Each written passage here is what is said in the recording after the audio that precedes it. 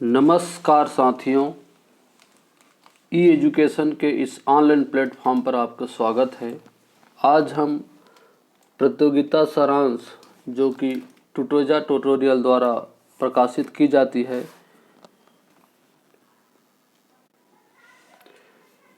इस वर्ष जो प्रकाशित की गई है प्रमाणित उत्तर, इस पर विभिन्न परीक्षाओं में पूछे गए प्रश्नों का संकलन है।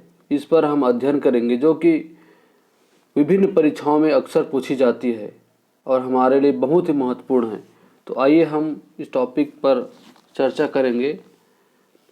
ये हमारी जो सीरीज है ये सब्जेक्ट वाइज चलेगी। पहले भारत के इतिहास, संविधान, जैसे आप देख सकते हैं यहाँ पर भारतीय अर्थव्यवस्था, विज्ञान, पर्यावरण, अंतरिक्ष, प्रौद्योगिकी, भूगोल, भारत, कला एवं संस्कृति, इन सभी बिंदुओं पर चर्चा करेंगे। सबसे पहले हम भारत के इतिहास के प्रश्नों को देखेंगे। तो आइए देखते हैं। निम्नलिखित कथन वैदिक संस्कृति की मूल्य व्यवस्था से संबंधित है। पहला, इसने सामाजिक धार्मिक संस्कारों को स्थापित किया। दूसरा, इसमें वसुधैव कुटुंबकम की भावना निहित है। इसने कठोर सामाजिक व्यवस्था को प्रोत्साहित किया। 3 कथन दिया हुआ है, हमको बताना है कूट के माध्यम से कि कौन सा कथन सही है। देख सकते हैं आप यहाँ पर जो पहला जो कथन है वो बिल्कुल सही है। दूसरा कथन भी सही है। यहाँ पर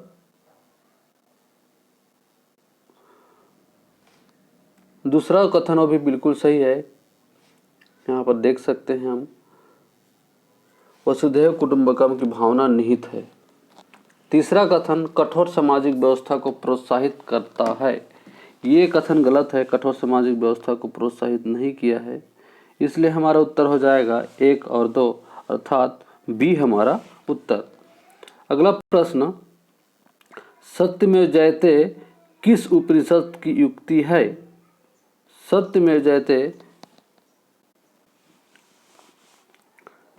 किस उपनिषद की युक्ति है? देखते हैं हम यहाँ पर मुंडकोपनिषद, कठोपनिषद, केनोपनिषद और छांदोग्य उपनिषद। ये बहुत सरल है, आप जानते हैं। इसका उत्तर है हमारा मुंडकोपनिषद, अर्थात हमारा उत्तर हो जाएगा ए। अगला प्रश्न, ऋग्वेद के गायत्री मंत्र के रचयिता कौन है? बहुत ही सरल क्वेश्चन है, आप सब जानते हैं इसका उत्तर विश्वामित्र जी। अगला प्रश्न, बुद्ध के जीवन की घटनाओं से संबंधित कलात्मक धार्मिक प्रतीकों को सही सम्मिलित करने वाले कूट को चुनिए। देखते हैं बुद्ध का जन्म, आप देख सकते हैं यहाँ पर बुद्ध का जन्म, यहाँ पर कमल है, उसका प्रतीक कमल है, अर्थात उत्तर हो जाएगा हमारे यहाँ पर 1। गृह त्याग घोड़ा, इसका हो जाएगा 3। ज्ञान प्राप्ति, इसका है वृक्ष 2। निर्माण जो कि पद चिन्ह उसका प्रतीक है, तो 1। उत्तर हमारा हो गया 1, 3, 2, 1। देखते हैं कौन सा ऑप्शन है। हमारा उत्तर हो जाएगा 4, 3, 2, 1, अर्थात उत्तर हो गया हमारा बी। अगला प्रश्न देखते हैं, महावीर स्वामी ने किस भाषा में उपदेश दिए? आप सब जानते हैं, बहुत सरल क्वेश्चन है। प्राकृत भाषा में उन्होंने उपदेश दिया है। उत्तर है हमारा सी। निम्नलिखित में से कौन सी कृति किसी विधवा के पुनर्विवाह को प्रतिबंधित करती है? बहुत ही चर्चित ये कृति है मनुस्मृति। ये विधवा पुनर्विवाह को प्रतिबंधित करती है, इसलिए हमारा उत्तर हो गया यहाँ पर डी। अगला प्रश्न, उत्तर वैदिक काल के सर्वाधिक लोकप्रिय देवता कौन थे? उत्तर वैदिक काल में, ये काल है उत्तर वैदिक काल, इस समय सर्वाधिक लोकप्रिय देवता थे प्रजापति। उत्तर हो गया हमारा डी। किसके समय में हुड़ों ने भारत में हमला किया? भारत में हुड़ों ने हमला, इसका उत्तर है डी, स्कंदगुप्त। याद रखेंगे, हुड़ों ने भारत में हमला किया था स्कंदगुप्त के काल में। अगला प्रश्न, सिंधु घाटी सभ्यता की खोज निकालने में जिन 2 भारतीयों का नाम जुड़ा है वे हैं जो सिंधु घाटी सभ्यता का सबसे पहले खोज निकालने वाले भारतीय हैं। पहला राखालदास बनर्जी और दयाराम साहनी। उत्तर हो गया हमारा ए। अगला प्रश्न, अशोक के शिलालेखों को पढ़ने वाला प्रथम अंग्रेज कौन था? उत्तर है हमारा डी, जेम्स प्रिंसेप। इन्होंने अशोक के अभिलेख को सर्वप्रथम पढ़ा था। सर्वप्रथम पढ़ने वाला अंग्रेज व्यक्ति है ये। अगला प्रश्न हो जाएगा, गुप्त वंश ने खालिस्तान अवधि में शासन किया। उत्तर हो जाएगा हमारा ए, 319 से 500 तक। अगला प्रश्न, कालिदास की साहित्यिक कृति कौन सी नहीं है? यहाँ पर हमको बताना है कौन सी उनकी कृति नहीं है, अर्थात यहाँ पर हो जाएगा मृच्छकटिकम, जो कि कालिदास की कृति नहीं है। अन्य सभी जो कृति है, मेघदूतम, ऋतुसंहार और विक्रम वंशीय, ये कालिदास द्वारा रचित है। लेकिन मृच्छकटिकम ये जो कृति है शूद्रक, इसके रचनाकार है शूद्रक, इसलिए हमारा उत्तर हो जाएगा ए। अगला प्रश्न, गुप्त काल का कौन सा शासक भारतीय नेपोलियन के नाम से जाना जाता है? बहुत ही चर्चित प्रश्न और आप सब जानते हैं इसका उत्तर हो जाएगा हमारा बी, समुद्रगुप्त। भारत के नेपोलियन के नाम से जाने जाते हैं समुद्रगुप्त। निम्नलिखित युग्मों में से कौन सा युग सुमिलित है? सुमिलित है को बताना यहाँ पर कुषाण गंधार कला शैली बिल्कुल सही है, यही हमारा उत्तर है। मुगल अजंता चित्रकारी नहीं है।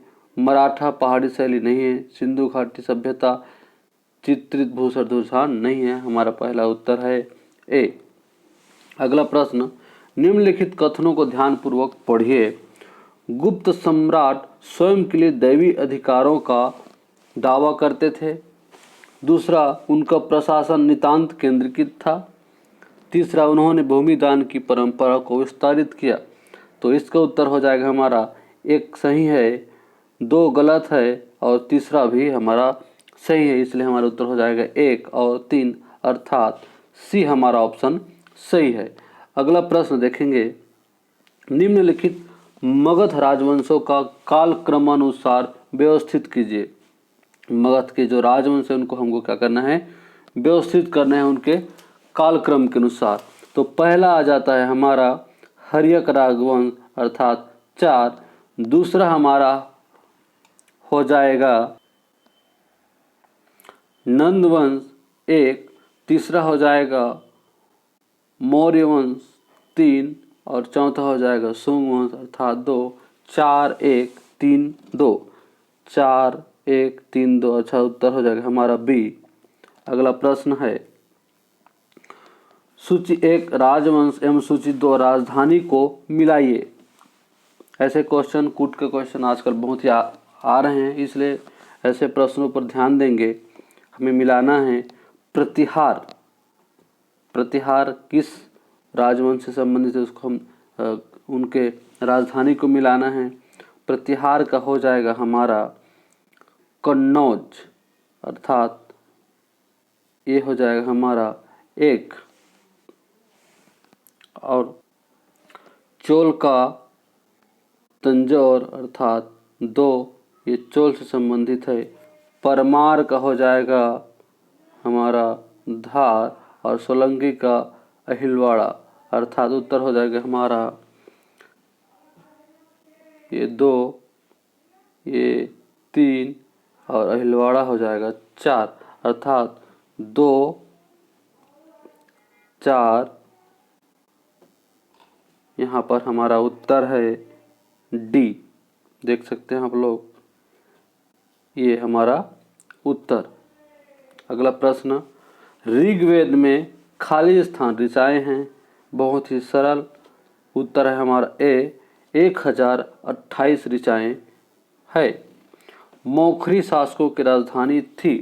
मौखरी शासकों की राजधानी बताना है यहाँ पर हमको मौखरी शासकों की राजधानी है बी अर्थात कन्नौज, उत्तर है बी। अगला प्रश्न देखते हैं, किस पशु के अवशेष सिंधु घाटी सभ्यता में प्राप्त नहीं हुए हैं।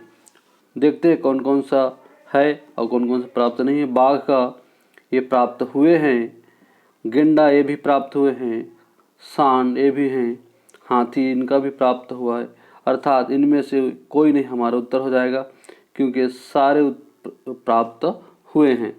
अगला प्रश्न, विक्रमशिला नामक प्राचीन विश्वविद्यालय की स्थापना बंगाल के किस शासक ने की है। बंगाल के शासक धर्मपाल ने विक्रमशिला विश्वविद्यालय का स्थापना किया है, अर्थात उत्तर है हमारा ए धर्मपाल। निम्नलिखित में से कौन एक मगध साम्राज्य की राजधानी नहीं है। मगध साम्राज्य की राजधानी नहीं है, देखना है हमको। गिरिव्रज, जी हाँ ये मगध साम्राज्य का राजधानी था। राजगृह ये भी मगध साम्राज्य का राजधानी था। पाटलिपुत्र ये भी था। कौशाम्बी ये नहीं था, अर्थात उत्तर हो जाएगा हमारा डी। अगला प्रश्न, निम्नलिखित में से कौन सा अशोककालीन अभिलेख खगोष्ठी लिपि में है। खगोष्ठी लिपि में कौन सा अभिलेख है, देखते हैं हम यहाँ पर है सी शाह बाजगढ़ी, उत्तर सी। अगला प्रश्न, हड़प्पा कालीन स्थलों में अभी तक किस धातु की प्राप्ति नहीं हुई। बहुत ही सिंपल, आप सब जानते हैं हड़प्पा काल में अभी तक लोहे की प्राप्ति नहीं हुई, इसलिए हमारा उत्तर हो गया डी लोहा। बौद्ध गौतम बुद्ध ने किस स्थान पर महापरिनिर्वाण प्राप्त किया। महापरिनिर्वाण प्राप्त किया किसने, गौतम बुद्ध ने। यहाँ पर हमारा ऑप्शन है कुशीनारा, श्रावस्ती, लुम्बिनी और सारनाथ। तो उत्तर हो जाएगा हमारा यहाँ पर कुशीनारा, अर्थात ए हमारा उत्तर। अगला प्रश्न, मथुरा के शिल्पकला के लिए किस पत्थर का प्रयोग किया जाता है या प्रयोग होता है। यहाँ पर दिया है संगमरमर, काला पत्थर, लाल बलुआ पत्थर, ग्रेनाइट, सफ़ेद बलुआ पत्थर। उत्तर हो जाएगा हमारा सी लाल बलुआ पत्थर। अगला प्रश्न, हड़प्पा के काल का तांबे का रथ किस स्थान से प्राप्त हुआ है। हड़प्पा के काल में तांबे का रथ किस स्थान से प्राप्त हुआ है। उत्तर हम यहाँ पर देखते हैं दैमाबाद से तांबे का रथ प्राप्त हुआ है, इसलिए उत्तर हो गया हमारा सी। अगला प्रश्न, निम्नलिखित मौर्य शासक बौद्ध धर्म के अनुयायी थे। चंद्रगुप्त जी नहीं, बिल्कुल बौद्ध धर्म के अनुयायी नहीं थे। अशोक, हाँ ये है। बिंदुसार नहीं, ये आजीवक संप्रदाय के थे। आजीवक संप्रदाय आप सब जानते हैं, आजीवक संप्रदाय के ये थे। और दशरथ ये भी बौद्ध धर्म के अनुयायी थे, अर्थात उत्तर हो जाएगा हमारा ब और द। ऑप्शन देखते हैं ब और द, अर्थात हमारा उत्तर है यहाँ पर डी। निम्नलिखित में से कौन सा शासक वर्ण व्यवस्था का रक्षक कहा जाता है। वर्ण व्यवस्था का रक्षक यहाँ पर हम देखेंगे सी गौतमीपुत्र सातकर्णी। गौतमीपुत्र सातकर्णी को वर्ण व्यवस्था का रक्षक माना जाता है, इसलिए हमारा उत्तर होगा यहाँ पर सी। कौटिल्य के अर्थशास्त्र के अनुसार मौर्यकालीन न्याय व्यवस्था में निम्न न्यायालय अस्तित्व में थे। देखते हैं कौन कौन सा थे यहाँ पर। धर्म महापात्र, धर्मस्थ, रज्जुक और कंटक शोधन। यहाँ पर हम देख सकते हैं जो उत्तर हो जाएगा हमारा धर्मस्थली यहाँ पर उत्तर सही है। और कंटक शोधन ये दो, अर्थात 2 और 4 उत्तर हो जाएगा हमारा डी। अगला प्रश्न, किस चोल राजा ने जल सेना प्रारंभ किया। राजराज प्रथम हमारा उत्तर है सी राजराज प्रथम। अगला प्रश्न देखेंगे, एलोरा के कैलाश मंदिर का निर्माण किसने करवाया। एलोरा के कैलाश मंदिर का निर्माण किसने करवाया है। एलोरा कृष्ण प्रथम, इसका उत्तर हो जाएगा हमारा कृष्ण प्रथम अर्थात बी उत्तर है। अगला प्रश्न, निम्नलिखित में से कौन से स्थल में 3 नगरों के अवशेष प्राप्त हुए हैं? 3 नगरों के अवशेष प्राप्त होने वाले स्थल है धौलावीरा, डी उत्तर है। अगला प्रश्न, निम्नलिखित में से कौन सी जोड़ी 6वीं से 12वीं शताब्दी तक दक्षिण भारत का राज्य एवं उसकी राजधानी सुमिलित नहीं है? उत्तर देखेंगे पल्लव, कांचीपुरम, बिल्कुल सही है। पांड्य, मदुरै, बिल्कुल सही है। चेर, पुदुचेरी, बिल्कुल ये गलत है। चोर, तंजौर, सही है। होयसल, द्वार समुद्र, ये भी सही है। अर्थात उत्तर हो जाएगा हमारा सी, चेर, पुदुचेरी, जो कि गलत है। निम्न में से किसके विरुद्ध 10 कबीलों के शासकों ने वैदिक काल में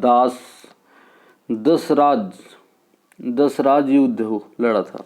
किस राजा ने? जानते हैं हम 10 राजाओं और एक राजा के मध्य युद्ध हुआ था और इस एक राजा ने युद्ध जीत लिया था और राजा का नाम है बी सुदास। उत्तर हो जाएगा हमारा बी। निम्नलिखित में से कौन सा मौर्य शासक अजयोग संप्रदाय का अनुयायी था? पिछले क्वेश्चन में मैंने बताया आपको बिंदुसार जो कि अजयोग संप्रदाय से संबंधित थे, उनका अनुयायी था। उत्तर है हमारा बी। श्रीलंका में बौद्ध धर्म का प्रचार करने आया था। श्रीलंका में बौद्ध धर्म का प्रचार करने किसने बौद्ध धर्म का प्रचार किया था? तो उत्तर है बी, संघमित्र। बौद्ध धर्म का जन्म हुआ, गौतम बुद्ध का जन्म हुआ था। गौतम बुद्ध का जन्म कहाँ हुआ था हमको बताना है। उत्तर हो जाएगा हमारा बी, लुम्बिनी में। याद रखेंगे लुम्बिनी में गौतम बुद्ध का जन्म हुआ था और वैशाली में, ये उत्तर गलत है। कपिलवस्तु भी गलत है, पाटलिपुत्र भी गलत है। ये हमारा उत्तर है बी। अगला प्रश्न, सूची अ, प्राचीन भारत के राजवंश को सूची 2 शासक से सुमिलित कीजिए। सुमिलित करते हैं। ये कुषाण का हमारा हो जाएगा वासुदेव। सातवाहन का हो जाएगा हमारा हाल। चंदेल का हो जाएगा विद्याधर और पल्लव का हो जाएगा अपराजित। पल्लव का हो गया हमारा अपराजित। तो उत्तर हो जाएगा हमारा अ का 2, ब का 1, चंदेल का स का 4, पल्लव द का 3। अर्थात उत्तर हो जाएगा हमारे यहाँ पर कूट में बी। देख सकते हैं 2, 1, 4, 3 अर्थात बी हमारा उत्तर। निम्नलिखित में से किस स्थल की खुदाई से भारत में लोहे के उपयोग का प्राचीनतम प्रमाण प्राप्त हुए हैं? भारत में लोहे के प्राचीनतम प्रमाण, पिछले में हमने देखा कि लोहे का प्राप्ति जो है सिंधु घाटी सभ्यता से नहीं हुई है। यहाँ पर प्राचीनतम प्रमाण सिंधु घाटी हो ही नहीं सकता, अर्थात लोथल नहीं हो सकता है, पहला काट सकते हैं। यहाँ पर है हमारा अंतरजी खेड़ा। उत्तर है सी। गौतम बुद्ध के निर्वाण पश्चात निम्न स्थानों में बौद्ध संगीतें आयोजित की गई। राजगृह में बिल्कुल यहाँ पर संगीत आयोजित की गई थी। वैशाली में, यहाँ भी। बोधगया जी नहीं, बोधगया में नहीं हुआ था, पाटलिपुत्र में हुआ था। तो हमारा उत्तर हो जाएगा ब, अ, ब और द। अ, ब, द अर्थात है सी हमारा उत्तर। अगला प्रश्न है, निम्नलिखित में से कौन गुप्त वंश का प्रथम शासक था? गुप्त वंश का प्रथम शासक सब जानते हैं, प्रीवियस ईयर में आया हुआ क्वेश्चन। श्रीगुप्त गुप्त वंश का प्रथम शासक। निम्नलिखित में से कौन सी जोड़ी प्राचीन भारत का विद्वान एवं उसकी रचना सुमिलित नहीं है? नहीं है कि बताना है हमको। यहाँ पर विशाख दत्त, मुद्रा राक्षस, जी हाँ बिल्कुल सही है। ये भवभूति, मालती माधव, ये भी सही है। बाण भट्ट, कादम्बरी, बिल्कुल ये भी सही है। भास, विक्रमवंशी, ये गलत है। कल्हड़ राज रंगिनी बिल्कुल ये सही है। तो हमारा उत्तर हो जाएगा डी भास। विक्रमवंशी का रचना कालिदास ने किया था, आप लोग याद रखेंगे। इसका रचना कालिदास ने किया था, इसलिए हमारा उत्तर हो जाएगा डी। निम्नलिखित में से कौन सी जोड़ी प्राचीन भारत का राजा एवं राजवंश सुमेलित है? सुमेलित है को दिखाना है हमें यहाँ पर। मूलदेव सुंगवंश, पहला ही उत्तर हमारा सही है, ए उत्तर हो जाएगा। अगला प्रश्न, दक्षिण भारत में चोलों के समय में स्थानीय प्रशासन का निम्नलिखित इकाइयाँ थी। देखते हैं कौन कौन सी इकाइयाँ थी। उर, बिल्कुल जी हाँ ये इकाई थी उर। कोट्टम ये भी थी। वलनाडु हाँ ये भी थी। नगरम जी हाँ बिल्कुल सही, अर्थात उत्तर हो जाएगा हमारा 1 2 3 4 सभी हमारा सही है, अर्थात ई हमारा उत्तर। सूची 1, पूर्व मध्यकालीन भारत के राजपूत राजवंश को सूची 2 राजधानियों से सुमेलित कीजिए। चंदेल का हो जाएगा यहाँ पर महोबा। चौहान का हो जाएगा यहाँ पर अजमेर। परमार का हो जाएगा यहाँ पर धार। और कलचुरी का हो जाएगा यहाँ पर त्रिपुरी, अर्थात उत्तर हो जाएगा हमारा ए। 1 का 3, ब का 2, स का 4 और द का 1, अर्थात ए उत्तर है। उत्तर प्रदेश के झांसी जिले में देवगढ़ नामक स्थान पर निम्नलिखित में से कौन सा नागर शैली का मंदिर विद्यमान है? नागर शैली का मंदिर है दशावतार मंदिर, ये हमारा उत्तर हो जाएगा ए। नागर शैली का है। कई बार ऐसा क्वेश्चन पूछा जाता है कि दशावतार मंदिर किस शैली में निर्मित है, तो उत्तर है हमारा नागर शैली। याद रखेंगे आप लोग, दशावतार मंदिर नागर शैली में बना हुआ है। अगला प्रश्न, प्राचीन मेसोपोटामिया साहित्य में हड़प्पा सभ्यता के निम्नलिखित में से किस स्थान के व्यापारी मेसोपोटामिया में निवासरत थे? उत्तर है हमारा ए मेलुहा, ए। अगला प्रश्न हो जाएगा, निम्नलिखित में से कौन सी जोड़ी गुप्तोत्तर कालीन राजवंश और उसकी राजधानी सुमेलित है? गुप्तोत्तर कालीन राजवंश और उसकी राजधानी सुमेलित है, यहाँ पर उत्तर हो जाएगा हमारा। देखते हैं कौन कौन सा सुमेलित है और कौन सा सुमेलित नहीं है।